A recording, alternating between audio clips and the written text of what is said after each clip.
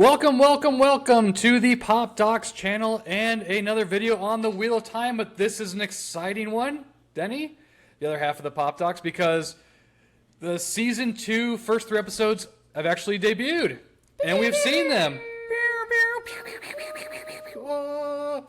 We are in the midst of Season 2. It took almost 2 years, but it's finally here, and at this rate, it could be another 5 years before we get Season 3, but we don't have to worry about that because for the next 5 weeks, we have new Wheel of Time content, and if they ever release Origins, we'll have some additional Wheel of Time content.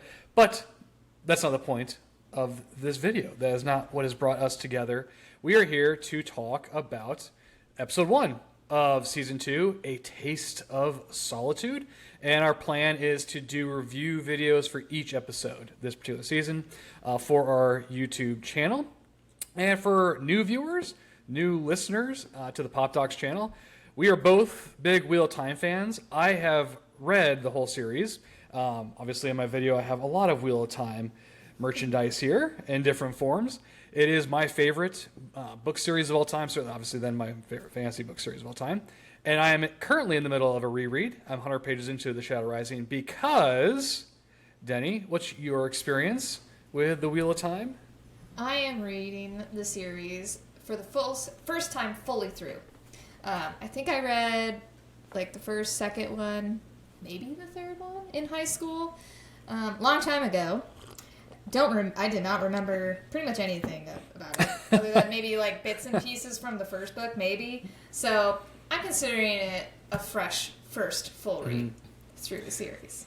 Mm-hmm. And you are now done with The Shadow Rising, on to Fires of Heaven in the near future. In the near future. Yeah. So you are in uncharted territory. But so far, you've enjoyed it. Yes. And we have a video where we talked about the Eye of the World and how much we both enjoyed the start of the series. Anyway, that's our background. So we're big Wheel of Time fans. We've been talking about the different promotional materials that have been coming out over the last couple months, several months leading up to Season 2.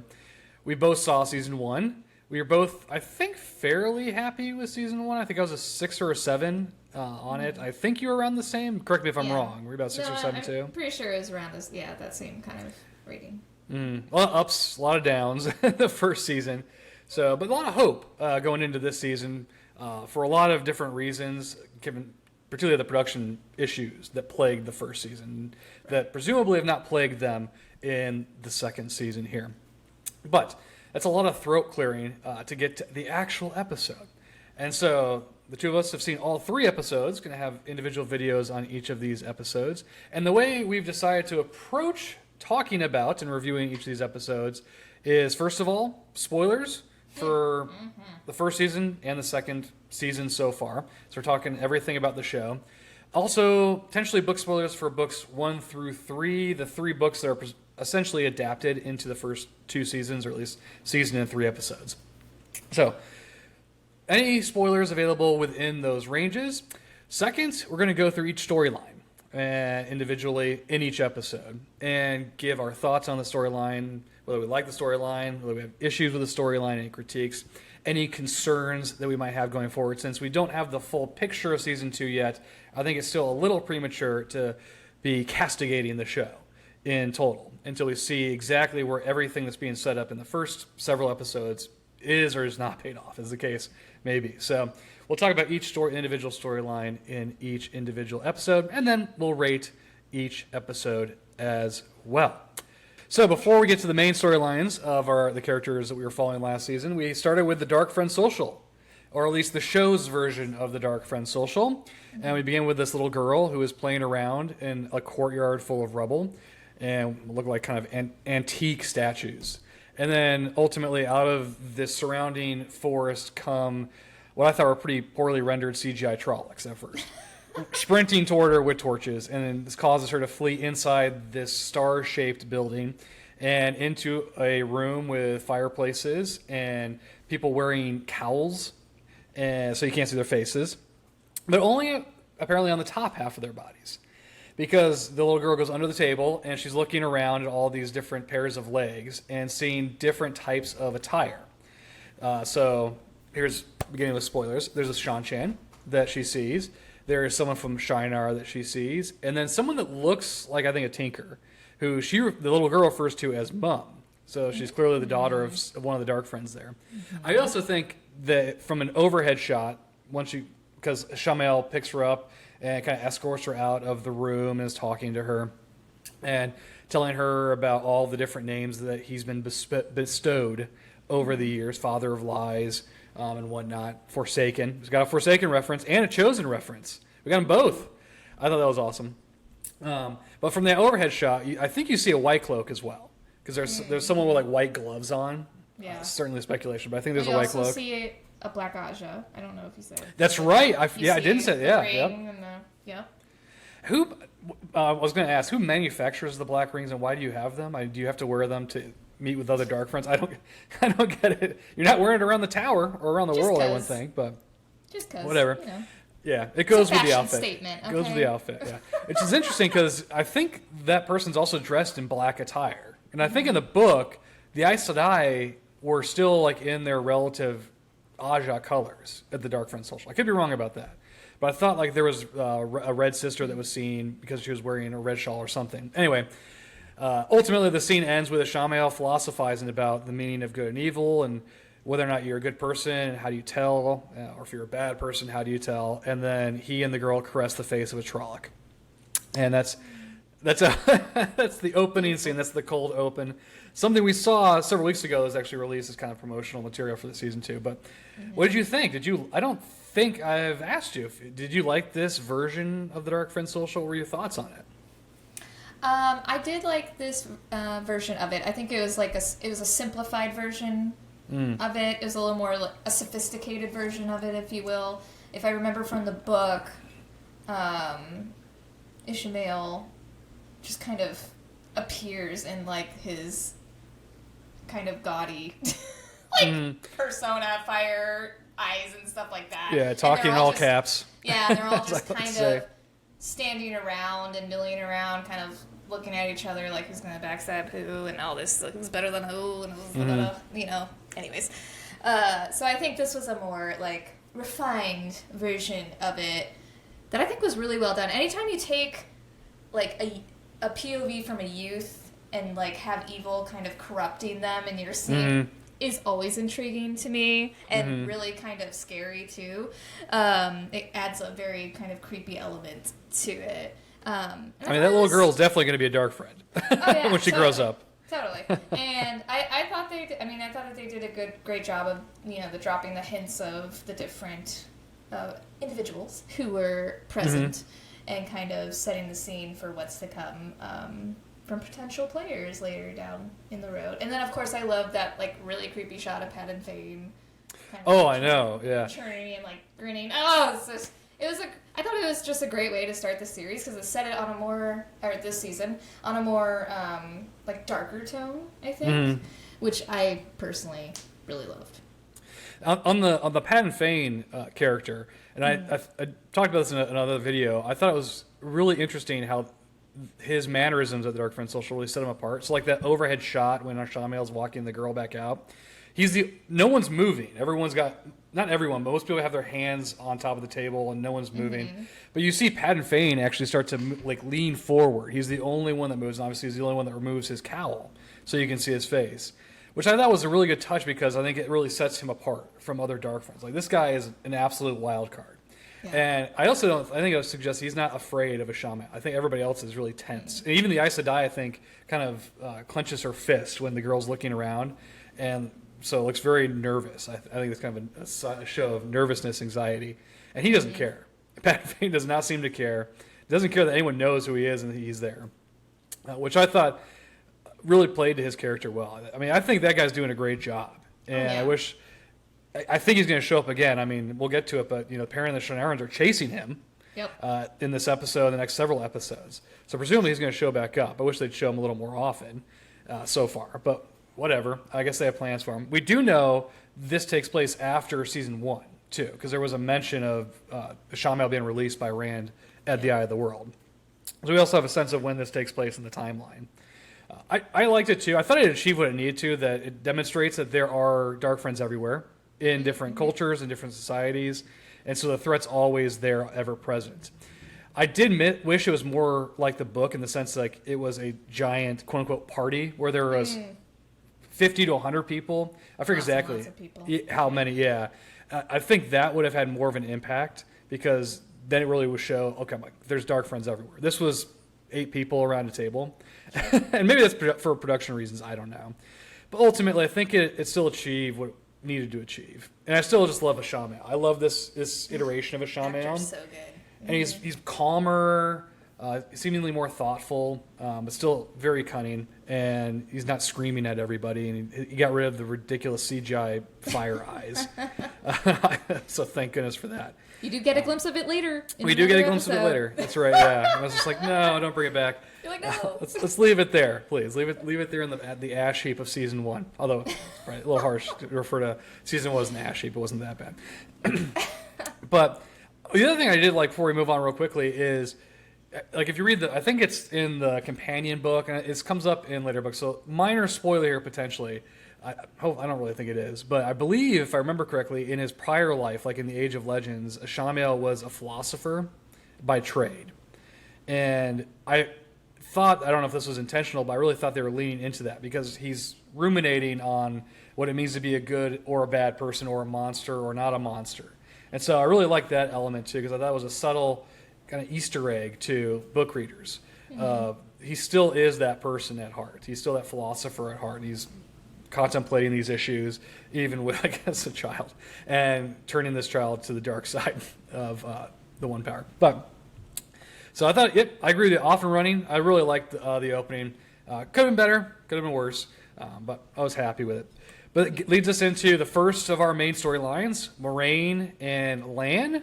Moraine is still cut off from the source.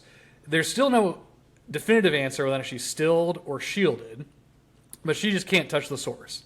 And this apparently has severed the bond with Lan. And so Lan mentions in this episode that he can't feel her anymore, can't sense her emotions.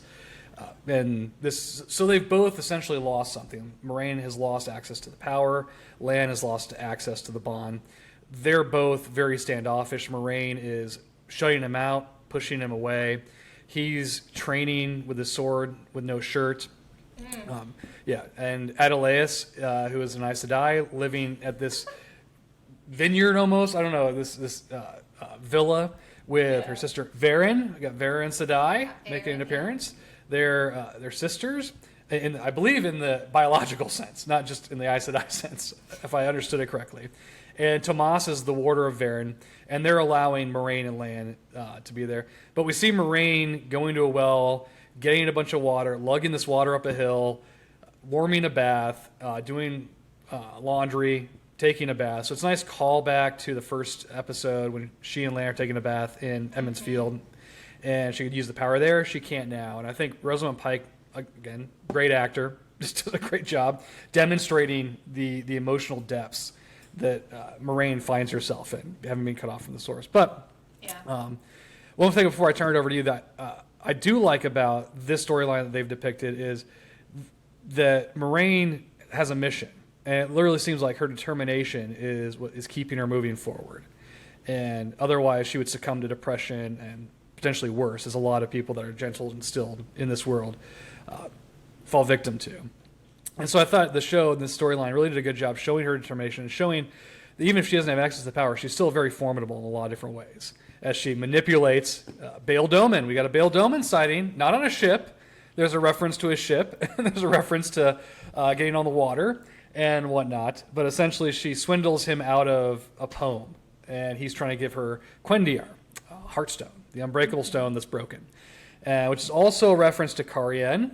That's where the Heartstone comes from, which is something we'll talk about in upcoming episodes, because presumably that's a reference to a particular character we saw. But then ultimately, just to kind of fast forward real quick, this ultimately ends with Moraine trying to ride off to parts unknown, we don't know where, by herself, leaving Lan back with Perrin, Adelaus, and Tomas. She's accosted by several Murdral, who can now teleport between shadows, which I thought was a cool touch. She is stabbed in the gut by one of the Murdral. Lan leaps into battle to try and save her. He holds him off for a little while, but he ultimately is overcome by the Murdral. And then Perrin, Adelaus, Tomas come and save the day. And so that's the end of their storyline in this episode. Your thoughts? Great summary, Joe. I actually liked this part of their storyline, and I know we'll get into the other episodes, but I think this one did great was, one, exploring the emotional depth of what Moraine's going through. Mm-hmm. Those scenes were very subtle, and you could potentially say were kind of long, but I loved them because I thought the acting was phenomenal, and you could really see what she was going through. And then her interactions with Lan, and as you're discovering that like their bond's broken, but Lan still wants to be there for him because to him like an oath is an oath, and he will see it through to the end, even with or without the bond. But she's pushing him away, which is like a normal thing that people do in relationships when essentially you're like breaking up for one reason or another. One person tends to push the other away, and so I loved that dynamic between them. But what I also loved about this storyline in particular was it was starting to introduce a lot of what I hope will be key players later in the series, like Varen. And then, did you like so far this iteration of Varen? What are your thoughts on Varen Mathwin?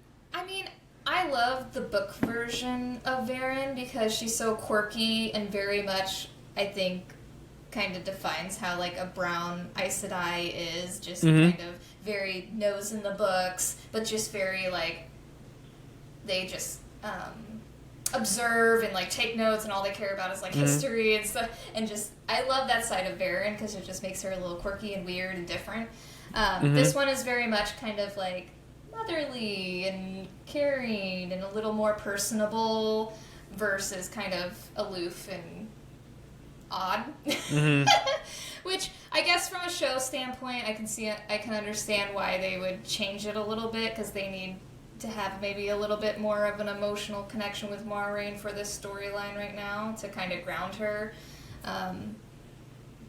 But I kind of miss the book version of her just because she was so different from the other Aes Sedais that you get introduced to. So yeah, I like the actress. Like, she's doing a great job. Yeah. The actress is phenomenal. Again, great cast. Yeah.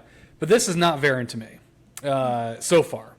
In this episode and in the other 2 episodes that they've released so far. And it is because she's not acting in any way like her book counterpart, in my opinion. She's not kind of spacey. She's not aloof, which were significant character traits. Now, in the books, in a lot of ways, she's using that to disarm potential adversaries and opponents. And maybe she will do that later on. I know that's kind of a fan theory, is that she trusts Moraine, trusts Lan, trusts, obviously, Tomas and her sister, and so she doesn't have to be that guarded with them. But presumably, and this is a spoiler for the second episode, but she's going to go to the White Tower and basically do a Gandalf in Fellowship of the Ring and start researching the prophecies of the dragon. So maybe we'll see that side of her character come out. I still don't like it, though, because I think, she should be a little suspicious of Moraine. I mean, they even talk about how Moraine has all these people coming to visit her, and she won't even tell Lan who these people are. Right. So I'm not so certain why Varen would be as trusting of Moraine. And so I think so far, and this is why we need to see where she goes ultimately over the whole season to see if they're saving something or they're emphasizing these traits in other areas. But for a moment, for me, it is kind of a concern because to me, this is not Varen. Doesn't mean she can't be a good character going forward. But so I'll put a pin in Varen's characterization so far because a little concerned. Hopefully, we do see that element of her. And there are a couple shots of her carrying books around. So I guess they're trying to give some hints oh, she does read and she does take notes and she is of the brown Aja. Books. Yeah, I mean, but at the moment you're right. She's kind of the old motherly person or grandmotherly person that has to come in and explain to people how others are feeling and give this advice to help set them back on the path, whatever. So I'm still a little reticent about that particular angle of this whole thing, of these first 3 episodes. But we got 5 more to go. True. But other than that, I also really loved the Fade fight scene here, which is different from the books, if I remember correctly. It's actually a drag car that attacks. I don't think we're getting drag car. I think I think Not ever? You don't think we Never. Never? No, I don't Too think so. difficult to bring to life? And I don't think we're getting too drag expensive? car. Too expensive. I think it's too expensive. I don't think we're getting drag car. I don't think we're getting any of the Shan-Chan creatures, and they have like a whole yes, they bestiary do. of things.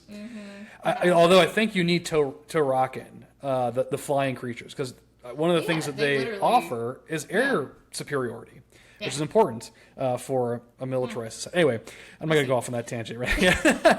But yeah, I think you're right. I think it's all too expensive. And you have Murdral, and they're supposed to be scary enough. I mean, they added the touch that they can move among shadows, Do the which shadows, I thought, which I thought which was is a good cool. touch.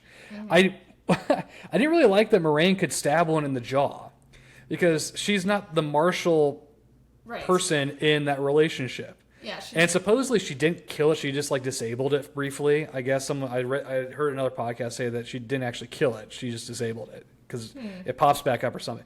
Right. Either way, I didn't like that because she's not the person with martial skills in the relationship between her and Lan. So I thought that was like too much. Even though, and she didn't. It wasn't like that one was also the one that disabled her or stabbed her. She was like she was surprised by another one. And then Lan obviously jumped in, and Lan gets like smoked. And he holds on for a while, but he ultimately fails. And it's all these, and then I think, don't they at the very end, they're both laying on the ground bleeding out next to each other, much. and they both lay their hands on each other, so they're both like Yeah, holding they're hands like- at the end, and yeah.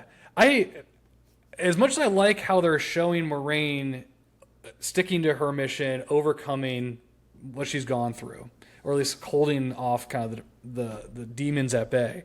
I don't like the way that they're depicting the Moraine and Lan storyline. And I get what they're going for, but it still seems a little out of character. Because in the books, there's a little bit of that. But my recollection from the books was Moraine was concerned that Lan was more interested in Nynaeve. And so his loyalties were shifting to Nynaeve and away from her. They haven't really shown that in this show so far. I mean, he went with her wherever this villa is. And has been there for 5 months, because we know this 5 months have passed. And a year has passed since episode 1 of the first season, because Beltane takes place again. Yep. And assuming that's an annual celebration. Yes. So he's demonstrated his loyalty to go with her. He's demonstrating his loyalty to give his life to her. And she still treats him like absolute garbage to push him away, presumably. And so I don't know. I just don't like the way it's manifesting so far. But we'll get to that. So let's move on. Unless you have any other thoughts on that storyline for the moment. Okay. Nope. Next storyline. Let's do we'll get the quick one out of the way. Perrin is with the Shinarans and Loyal. Loyal's Loyal. fine.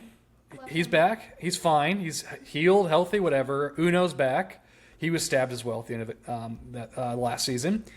They're all now being led by Ingtar, a Shanaran lord or captain or commander, and they are following Padan Fain and have been following Padan Fain for a while, trying to recover the Horn of Valir. And ultimately, Uno, I guess, has been the tracker, and he's not very good at his job. He's better at coming up with profanity-laden phrases and statements than he is at tracking Padan Fain. So Ingtar hires a sniffer, a nice reference for book readers, named Elias. Elias has golden eyes, speaks in short sentences, doesn't blink, and stares at Perrin a lot. Just stares a lot. And just stares at Perrin a lot. And Elias finds a caravan, I think it is, that is destroyed. It's a smoking ruin. And so they go to investigate this. Perrin sees visions of what happened, which apparently is part of his wolf powers. And it's not really clear what exactly is happening here, other than it's part of his wolf powers. And so they end up burying the bodies. It turns out there was a Shanaran there, because they find a corpse with Shanaran garb. And they deduce that this was a dark friend, someone working for Padan Fain. Yep. And so we are led to believe this is presumably the Shanaran that was the dark friend social.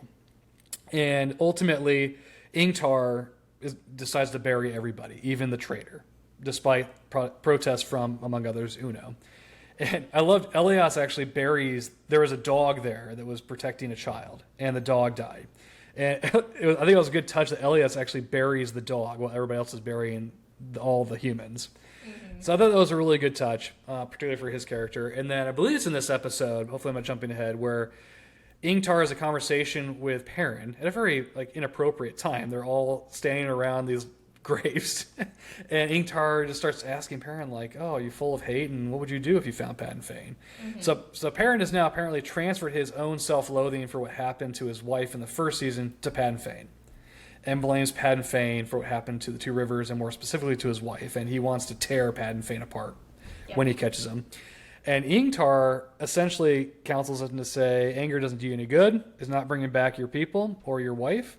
And who knows? Maybe Pat and Fane, the creeper that he is, had good reasons for doing what he did.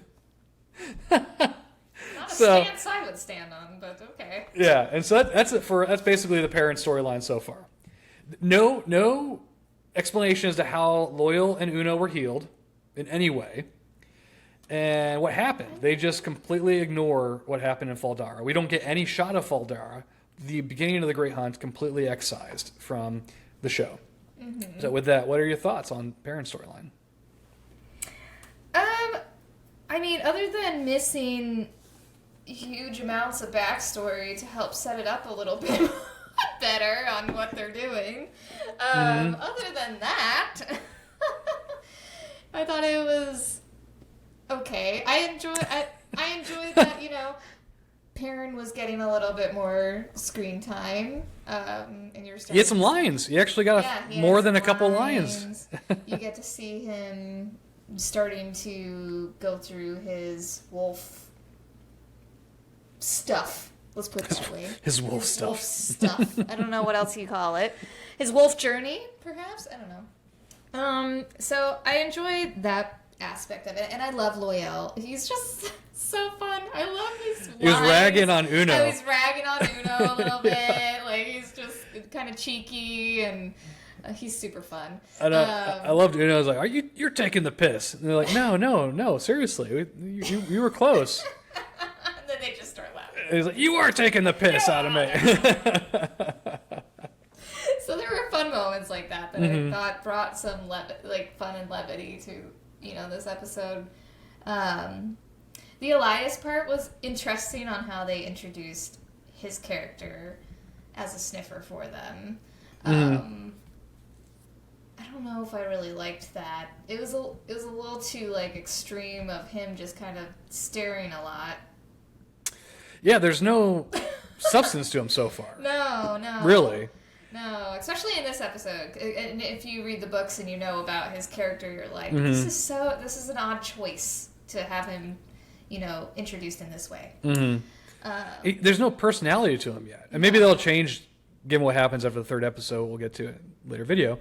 But that I agree with you. That felt out of place. It didn't feel like the character, because my recollection of him in the Eye of the World was he was still, yes, he was living by himself, living amongst the wolves, but he was fairly personable when Egwene and Perrin stumble upon him.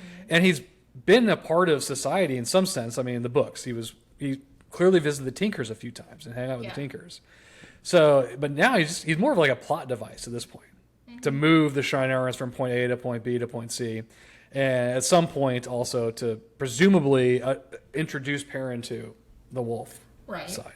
I wonder if they're kind of also wrapping in, I think the character is Gnome in The Dragon Reborn, the wolf brother who's just completely been given himself over to the wolf, and he's kept in a shed or whatever. I wonder if they're kind of merging Elias with him to demonstrate, and so the Perrin still has that encounter to see what happens when you go full wolf. I don't know. We'll see. So yeah, I'm okay.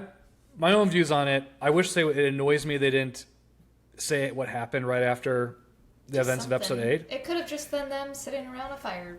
Yeah, it's not chatting. Necessary for the story. I think the story's fine. They're off. We got what we need. They're chasing Pat and Fane. They're chasing they're hunting for the horn. We get it, but it still annoys me. I'm just like, what? There were no Aes Sedai there. I mean, I guess Egwene healed Nynaeve, but she did it by accident. Is she going to heal everyone in Faldera? Who, if not, who did? It also implies that the dagger is not the same doesn't operate the same way as it does in the books, because Loial was stabbed by the dagger and survived, seemingly without any repercussions. It was just a regular dagger wound, I guess. So that annoyed me, but I don't think it breaks the story or the show in any way. The only other thing I'll say is I wonder if Ingtar's arc, to the extent that they're going to have the same arc from the book, will be as meaningful in the show. because we're introduced to him in the first episode, and he has that one scene with Perrin where we get a little bit of kind of character development from him, but he's more so there, I think, for Perrin's benefit. So I wonder if it's going to have the same impact. We'll see. I just wanted to mark that because that is kind of one of my potential concerns, is that we don't have enough time with Ingtar, but we'll see. Last storyline, essentially, is Egwene and Nynaeve. They're in the tower, and I'll say I love the first shot of Egwene because she walks through the tower, and we see different parts of the tower. We see multiple people in the tower, both Aes Sedai, novices accepted, warders, and the like. We actually see some place that looks like it's lived in, and I was so happy to see this. Now, quickly, they go back to a couple rooms and a couple people, but whatever. We got a little taste of how big and expansive and epic the tower can be and the people in there. But essentially, we get a day in the life of being a novice for Nynaeve and Egwene. They're trained by, what's her name, Alana, in the kitchens. And Alana basically gives a lot of exposition about how the One Power works. Thought it worked out well given the context. Egwene stumbles in at an intimate moment between Alana and her warders, which is then played for a joke later on in the episode between Alana and Egwene, when Egwene's essentially trying to ask about how to do a certain weave with the One Power. And Alana misinterprets this. Nynaeve seemingly has a block and is refusing to even try to touch the One Power. And she's giving a lot of lip to different Aes Sedai. And I'll have something to say about this after I get your thoughts on this. But Liandrin has an interest in Nynaeve, wants to train Nynaeve. We find out from Shiriam, so we meet one of the new Aes Sedai, Shiriam, the mistress of novices, that Liandrin is not allowed to teach novices because someone died on her watch. But she apparently is allowed to teach accepted. So I guess they split the baby there in terms of punishment and limits for Liandrin. But because Nynaeve is not seeing any progress with Alana, maybe others, it's implied that really Alana is the one training them. Liandrin's allowed to talk to Nynaeve. And this talk involves essentially the scene from the book that's Swan on the boat. And Liandrin basically pins Nynaeve to a wall and enrages her, allowing her to overcome the block and use the power. And then she shields Nynaeve and basically tells her, you need to buck up, you need to move on from whatever's holding you back.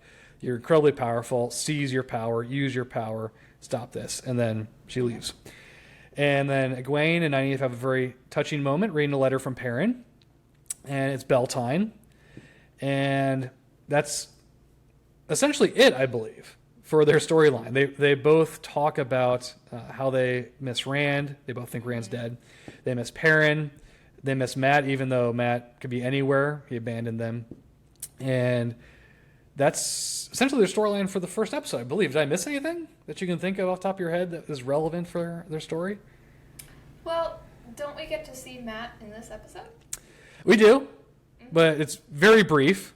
Very brief. Yeah, it's Liandrin reading the letter. This is where you see the tear, the single, there's a single tear that dropped down. As he gazes into a flickering flame, as Liandrin reads this letter Perrin sent to Egwene and Nynaeve, but she omits the part where Perrin talks about Matt.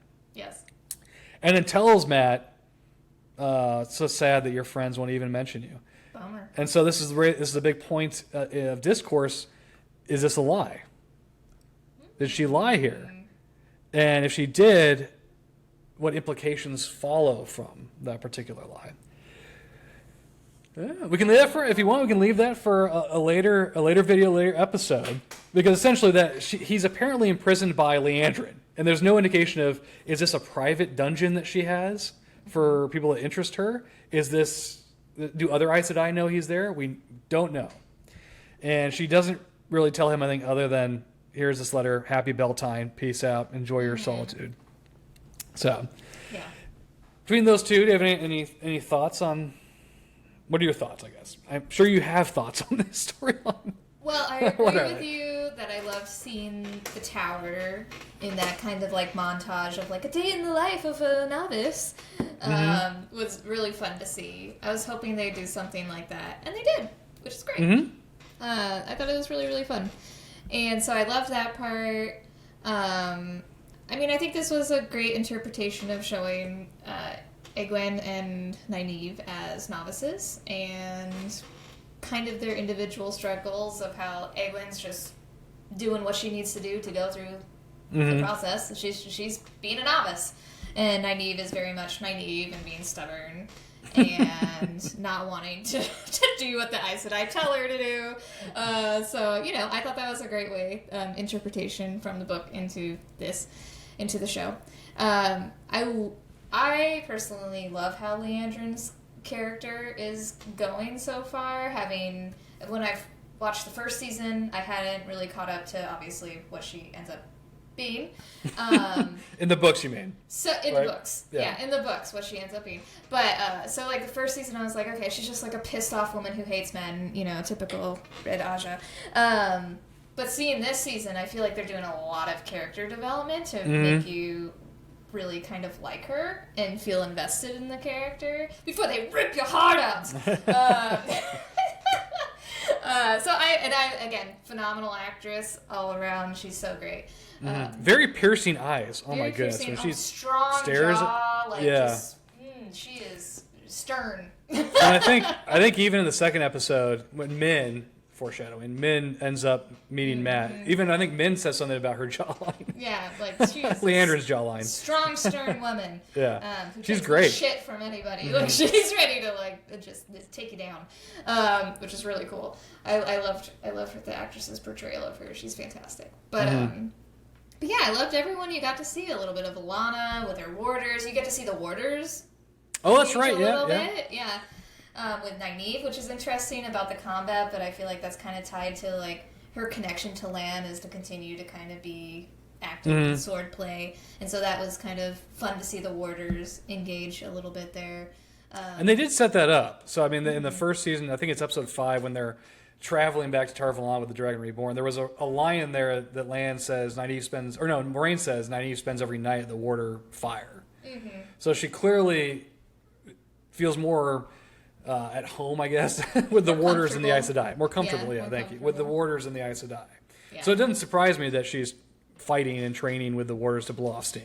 Yeah. And voice her concerns. I did like also, finally, someone pushed back on it. Here's one of my annoyances with everything we've seen so far from the White Tower. Novices treat Aes Sedai like crap. They treat them disrespectfully, but mainly Egwene and Nynaeve. You mean Aes Sedai treat novices like crap? No, the other way. Egwene, and more so Nynaeve, treat Aes Sedai with a lot of disrespect. I mean, the way that Nynaeve talks to Alana in that scene, in the book, she'd be sent to Shurian's office and get switched or whatever the punishments were. Sure. Many punishments. I mean, the amount of backtalk that they seemingly allow in the White Tower between novices, or at least certain novices, and Aes Sedai was shocking to me. But I did like, because I think his name's, I forget which one, I think it's Maxon, one of the warders, one of Alana's warders. When they were fighting, Nynaeve did say something like, Alana, blah, blah, blah, blah, blah. And he said, that's Alana Sedai to you. Yes. I'm like, finally, someone enforcing some, respect and decorum among Aes Sedai and novices. Because even later on, in subsequent episodes here, like Egwene channels fire in the direction of Leandrin. Oh, yeah. And there really were no repercussions for that. And so it's really weird to me that there doesn't seem to be any kind of chain of command or any kind of respect paid, at least from our principal characters, toward Aes Sedai in different respects. So that kind of annoyed me a little bit. But the warders upholding the respect their Aes Sedai are deserved. No. Any other thoughts on that storyline? No, I enjoy the little smidget of seeing Matt. You don't get to see. This is the first introduction of the new actor who's playing Matt. I think he's great. I think he's great so far too. Perfect. Yeah. So bravo to him for picking up those reins and doing a great job. And then I believe you left out that we see a small smidget of Rand. Oh, I was leaving that as kind of a comedic bit at the end of the video. The end cap of the video? Yeah. Okay. Yeah. It's ruined now, though, so... Yeah. Sorry. There is no Rand. It's just him hanging a lantern for Beltane, wherever he is. You see him briefly. They were building up, and then it just failed. And this is something. Well, the reason I was also going to save it because this is a concern I have about the whole series generally. Okay. But we can go there. The last thing I'll say on the Aes Sedai thing, I like the way that they included an exposition dump of the one power, but that felt organic and made sense in the story. And so then this was the kitchen scene with Alana and the novices. So I thought they did a really good job of helping to explain to non-readers what's going on with the power. And then we also see a demonstration in many different ways, but that's one of them where they've actually added color to the weaves so that we can differentiate the different types of weaves. Yeah, And so I thought they did a really good job there.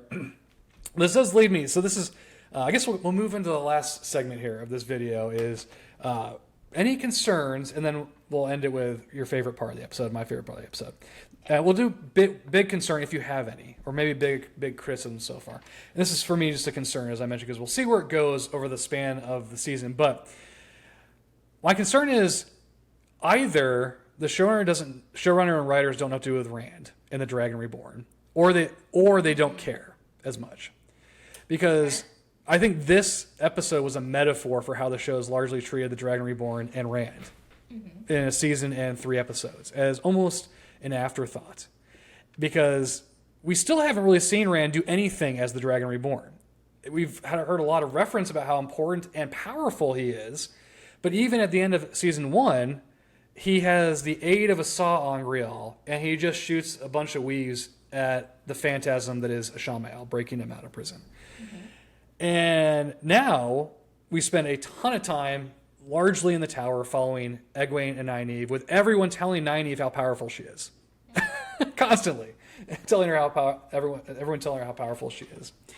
And I think this is something that we've seen in these next 2 episodes as well.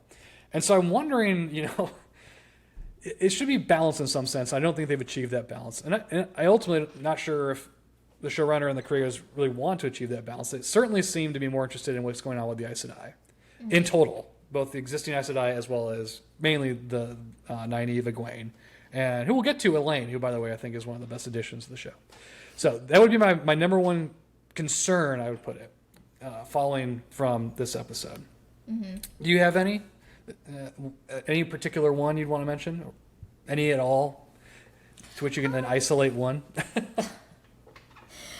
I mean, if I'm basing it off of just this first episode, I don't think I really had any huge concerns off the bat, other than kind of ignoring some of the stuff from last year and kind of starting fresh. But I can understand why, they would on certain aspects. They hit the reset button pretty hard in this episode. Yeah. But if I'm basing off just this first episode, I mean, it doesn't even bother me that they didn't show Rand until the end, because I could see, I think what I would have liked is kind of this, and I think they were trying to do it, is this dramatic build of you're just kind of sitting on the edge of your seat wondering what Rand is doing, because essentially people think he's dead, and so that's kind of what they're implying by not showing him yet, and so that it's kind of building. And then but we know he's not dead.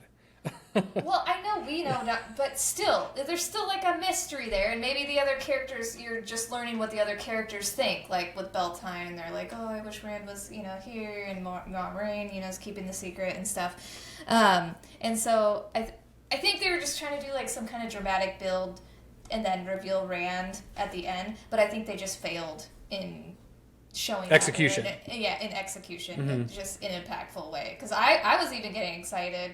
I was like, oh my god, they're going to show something really cool Rand doing, and all it was lighting a lantern in some, nighttime scene so you can't even really see where he is or anything.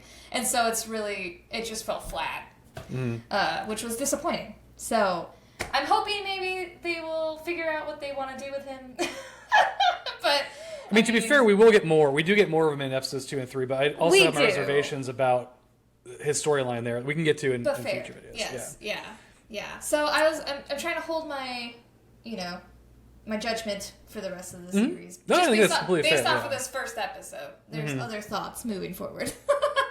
All right, then, what was your favorite part of this episode? Could you isolate your favorite part of this particular episode down to one event or one sequence or one scene? I don't know if there's any one scene that was my favorite. I mean, I did love that they had a really fun action scene with the fades, and Lan and Moraine and all that. Like, I thought the stunt work they did was phenomenal, and the way they did that fight scene, the choreography. Choreography, yeah. Choreography. It's like I'm not saying this right. Sorry, pronunciation. This doesn't y'all. sound right. I thought it was great. I loved that. And then I don't know. I really loved Egwene the Nynaeve scene in the towers and the Aes Sedai and everything. I think that was. You keep that sliding was, in every was the video start. we've done recently. You've tried to slide in honorable mentions here. I'm sorry. No, the fade scene was really great, just from a single scene, I guess you could say. And then, but I really enjoyed just all the tower stuff. Well, I'll second that. So if my one thing my favorite thing for the episode was that opening shot of Egwene as she's going through her day and really well showing us different elements and peoples of the White Tower. Because that was one of the big things. That was one of my biggest disappointments from the first season.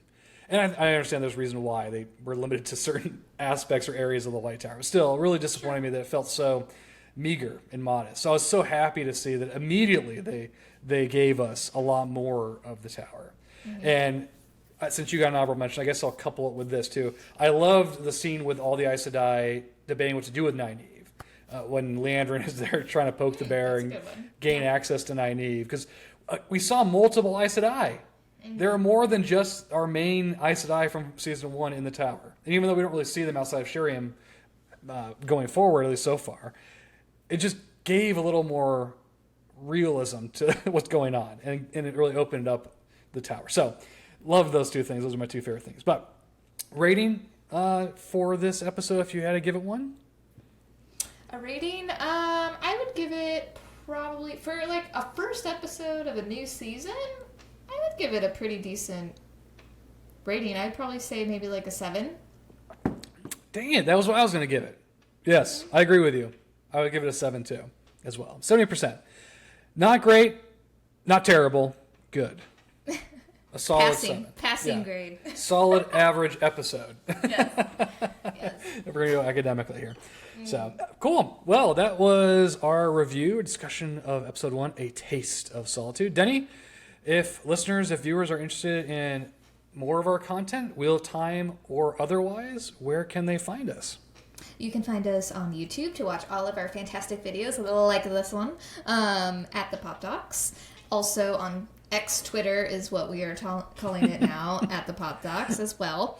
And then over on Instagram at the Pop Docs Pod. And then check out our podcasts that we release pretty much anywhere you can get podcasts. Like, join, subscribe, chat with us. Tell us what And hopefully join us again as we go through season 2 and talk about each episode that debuts. So with that, Denny, thank you. Enjoyed that conversation. Look forward to talking about episodes 2, 3, and beyond as we go through season 2. But for now and for this video, the Pop Docs Clinic is officially closed. Toodles!